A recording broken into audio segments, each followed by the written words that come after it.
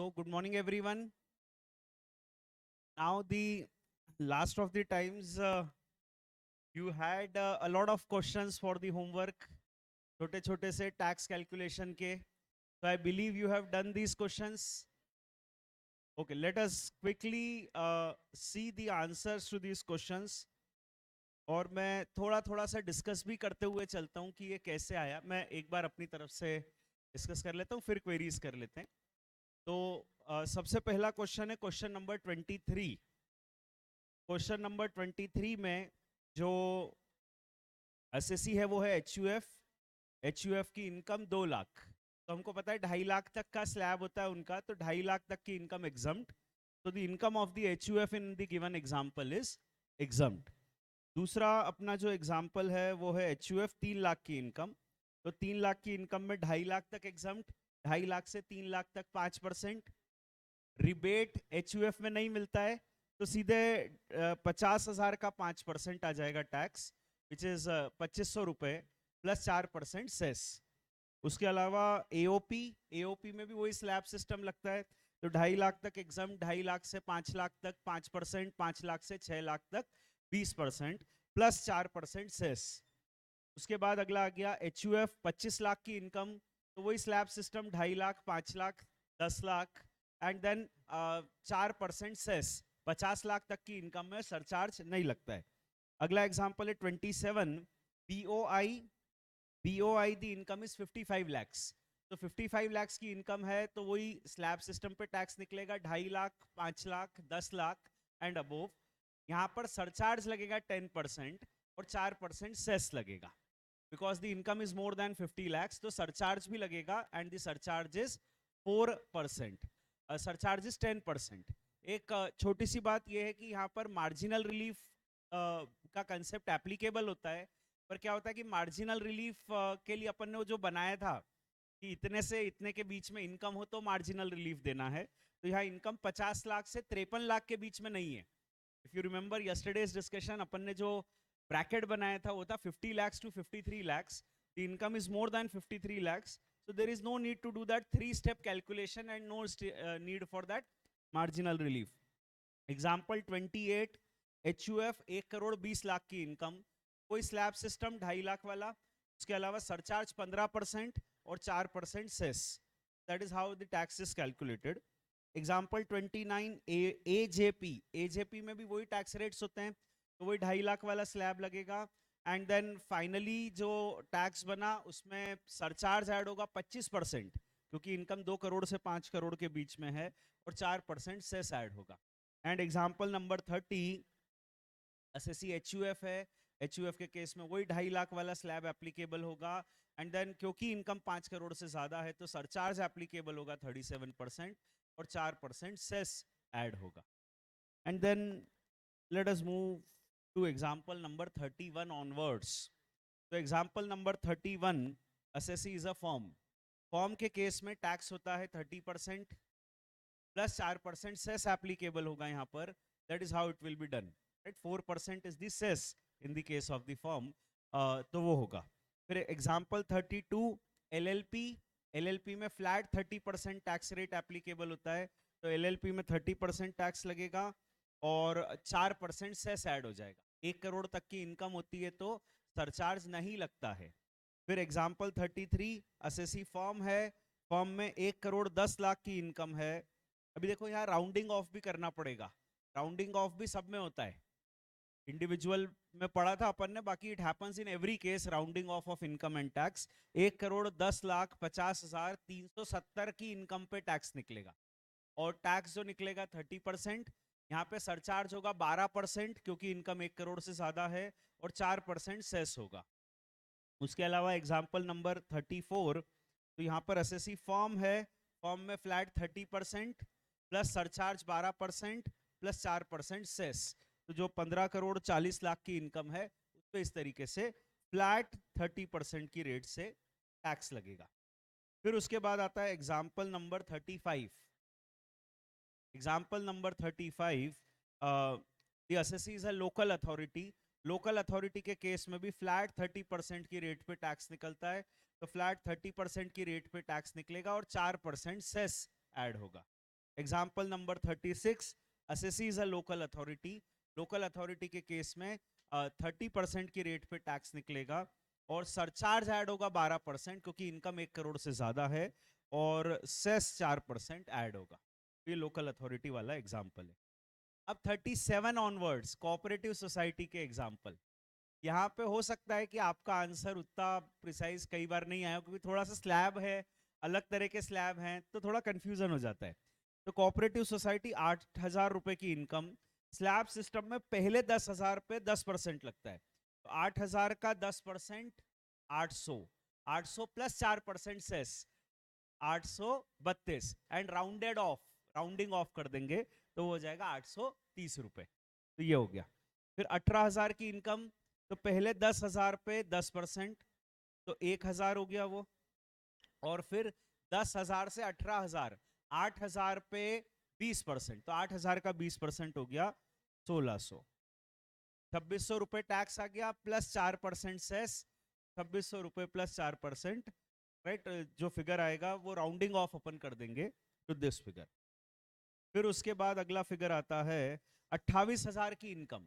तो 28,000 की इनकम में हम ऐसा करेंगे कि पहले 10,000 पर 10%, फिर 10,000 से 20,000 तक, दैट इज दूसरे 10,000 पर 20%, और फिर 20,000 से ऊपर 28,000 तक। तो 20,000 से 28,000, 8,000 के ऊपर हम ले लेंगे 30%,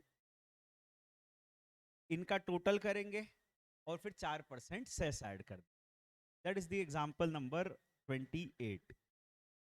then example number whatever it is. फिर अगला है 1,75,000 की इनकम। तो पहले 10,000 पे 10%, फिर अगले 10,000 पे 20%, फिर उसके बाद अगले 1,55,000 पे, राइट, 1,55,000, पहले 20,000 का टैक्स निकाल लिया, तो 1,55,000 का 30%, जो भी आएगा उसमें 4% सेस ऐड करेंगे और टैक्स निकल जाएगा। फिर अगला एग्जांपल है कोऑपरेटिव सोसाइटी, 1,40,30,000 की इनकम। तो यहाँ पर पहले 10,000, यहाँ भी वैसे ही चलेगा, पहले 10,000 पे 10%, फिर अगले 10,000 पे 20%, और फिर 1,40,10,000 पे 30%, plus 12% surcharge, plus 4% cess. That is how the tax will be calculated. So this is how you calculate the tax in the case of a cooperative society, right? I hope you have got the manner in which the entire thing is done.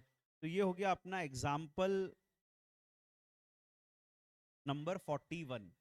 41 तक अपने सारे examples हो गए। And if anybody has a query on this, let us talk. कोई example, वैसे मैंने सारे discuss कर लिए, एंड रेट्स ऑफ टैक्स तो सिंपल ही हैं जो अपन ने पढ़े थे। तो कोई डिस्कशन इसमें आवश्यकता, कोई भी question, anything? No, I hope everybody got it right when you did yourself, so that is good.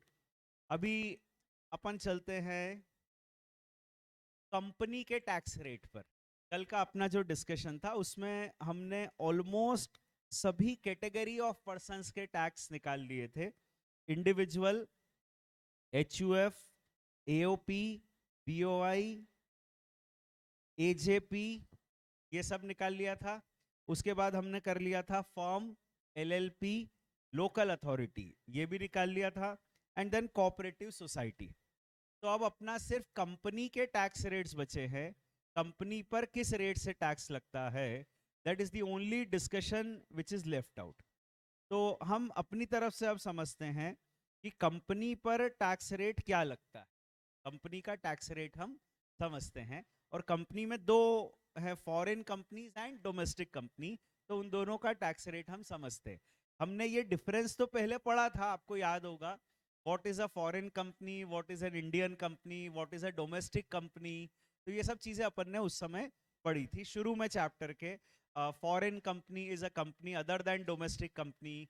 Domestic company means Indian company, और वो कंपनी जो बाहर इनकॉर्पोरेटेड है बट इंडिया में बिजनेस करके यहीं पर इनकम को डिस्ट्रीब्यूट करती है, वो डोमेस्टिक कंपनी है। इंडियन कंपनी क्या होती है? तो company registered under companies act और law relating to companies in Jammu Kashmir, law relating to companies in union territories, any other law for the time being in force, or a company formed under a central state provincial act, or CBDT declared company. तो ऐसा कुछ पढ़ा था अपन ने. तो ये हो गया what is Indian company, what is domestic company and what is foreign company. हम पढ़ चुके हैं. हाँ जी. अच्छा, मैं I will intimate the academy. ठीक है, आई विल इंटीमेट.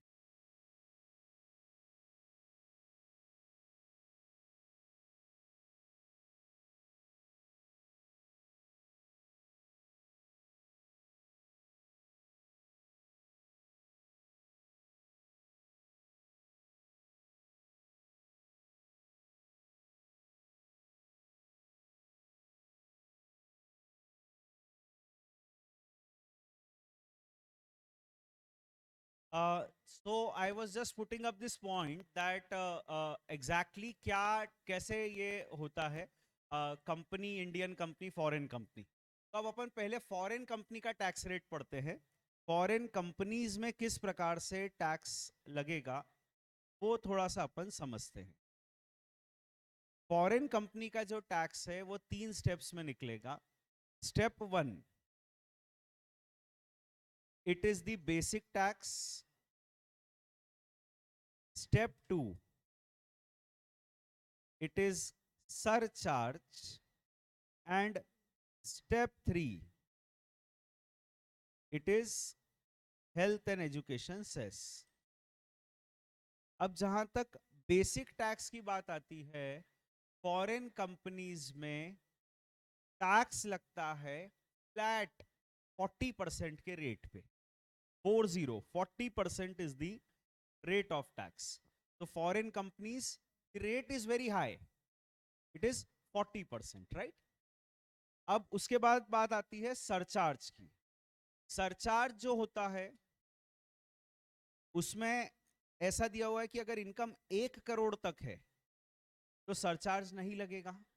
1 करोड़ से ज्यादा है पर 10 करोड़ तक है तो सरचार्ज लगेगा 2% की रेट पे.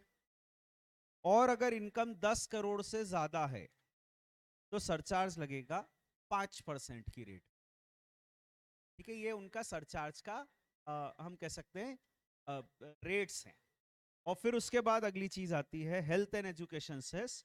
तो health and education cess is always 4%. ये तो बोले या नहीं बोले अपने को पता है, 4% हेल्थ एंड एजुकेशन सेस है. नोट्स में मेरे ख्याल से सरचार्ज जो दिया है फॉरेन कंपनीज का उसमें कुछ गड़बड़ है. आप एक बार चेक कर लो. सही दिया है, सही दिया है, पर वेरीफाई कर लेते. Surcharge which is given on page number 9.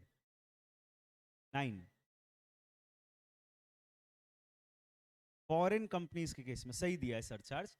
तो it is 2% up to 10 crore and 10 crore से ऊपर 5%. तो ये हो गया फॉरेन कंपनी का टैक्स. अभी थोड़ा इसके कैलकुलेशन कर लो, क्योंकि डोमेस्टिक कंपनी का जब अपन टैक्स निकालेंगे तो उसमें टेक्निकलिटी है थोड़ी. तो एक बार फॉरेन कंपनी के जो एग्जाम्पल दिए आपको शीट में वो सॉल्व कर लो. कुछ नहीं करना है, 40% लगाना है, फटाफट से कर लो 1 मिनट लेके. फिर आगे चलते हैं अपन डोमेस्टिक कंपनी पे आते हैं. तो ये लो आंसर आपके सामने. I need not discuss it out. जहाँ सरचार्ज लगेगा वहां लगा देना, जहाँ सेस लगेगा वहां लगा. सेस तो लगना ही है, मतलब कर लेना अभी आप. Do it.